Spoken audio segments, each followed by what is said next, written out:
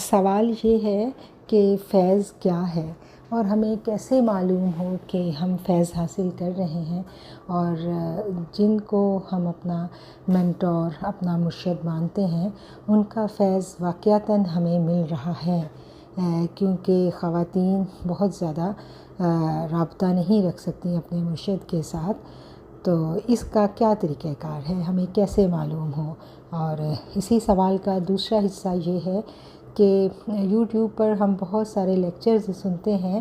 ہمیں کیسے معلوم ہو کہ ہم ٹھیک بندے کو سن رہے ہیں، کیونکہ اتنی ورائٹی ہے مذہبی لیکچرز میں کہ نوجوان نسل جو بگنرز ہیں، دین کے رستے پہ آنے والی خواتین اسپیشلی، وہ بہت کنفیوز ہیں کہ کون صحیح ہے کون غلط ہے۔ تو اس کا جواب جو پہلا حصہ ہے کہ سوال کا کہ فیض کیا ہے، تو فیض جو ہے یہ ایک ایسی نظر نہ آنے والی روشنی ہے جو ایک انسان سے دوسرے انسان میں منتقل ہوتی ہے، جس سے آپ کہتے ہیں نا کہ کسی شخص سے جب ہم مل کر آتے ہیں یا کسی کو ہم سنتے ہیں یا کسی کی ہم کتاب پڑھتے ہیں تو ہمارے دل کی کیفیات بدل جاتی ہیں،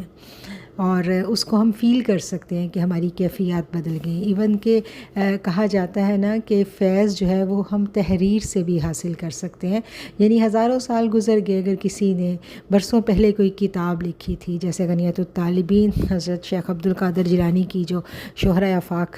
کتاب ہے، یا حضرت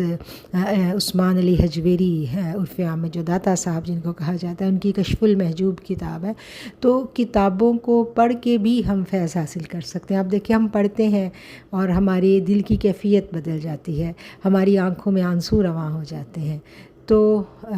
یہی فیض ہے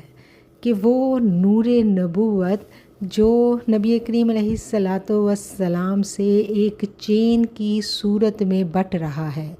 14 صدیاں بیت جانے کے باوجود اس کے بٹنے میں کبھی بھی کوئی کمی نہیں آئی، اور وہ منتقل ہوتا ہے، وہ ایک فرد سے دوسرے فرد میں منتقل ہوتا ہے، وہ ایک آواز سے دوسرے سینے میں چلا جاتا ہے، وہ ایک تحریر سے آنکھوں کو بھگو دیتا ہے، یہی فیض ہے۔ ٹھیک ہے، اور دوسرا جو اسی سوال کا جو دوسرا پارٹ تھا کہ ہمیں کیسے معلوم ہو کہ ہم نے جس کو اپنا مینٹور مانا ہے، جس سے ہم وابستہ ہوئے ہیں، اس کا فیض ہمیں مل رہا ہے یا نہیں؟ تو اس کا جواب یہ ہے کہ جس کو سننے کے بعد، جس سے وابستہ ہونے کے بعد انسان کو اپنے عیب نظر آنے لگیں، تو اٹ مینز کہ آپ کا مینٹور، آپ کا مرشد، آپ کا استاد برحق ہے، اور اگر ایسا نہیں ہے، اس کو سننے کے بعد، اس سے وابستہ ہونے کے بعد دوسروں کے عیب، دوسروں کی خامیاں بہت بڑی لگنے لگیں اور اپنی عبادات بہت اعلیٰ لگنے لگیں، مخلوق چھوٹی لگنے لگیں، تو سمجھ لیں کہ شیطان نے ہمیں ہیک کر لیا اور ہم اپنا رستہ بھول گئے ہیں۔ اور اسی سوال کا اگلا حصہ یہ تھا کہ جب ہم یوٹیوب پہ بہت سارے لوگوں کو سنتے ہیں تو ہمیں کیسے پتہ چلے کون صحیح ہے اور کون غلط؟ تو اس کا جواب بھی اسی بات میں ہمیں سمجھ آ جاتا ہے کہ جس شخص کو، جس شخصیت کو سننے کے بعد،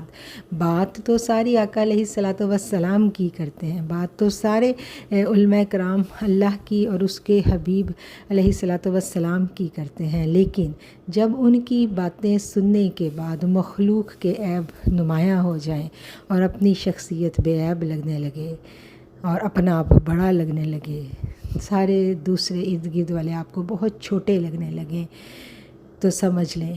کہ ہم ٹھیک راستے پر نہیں ہیں۔ بہت شکریہ۔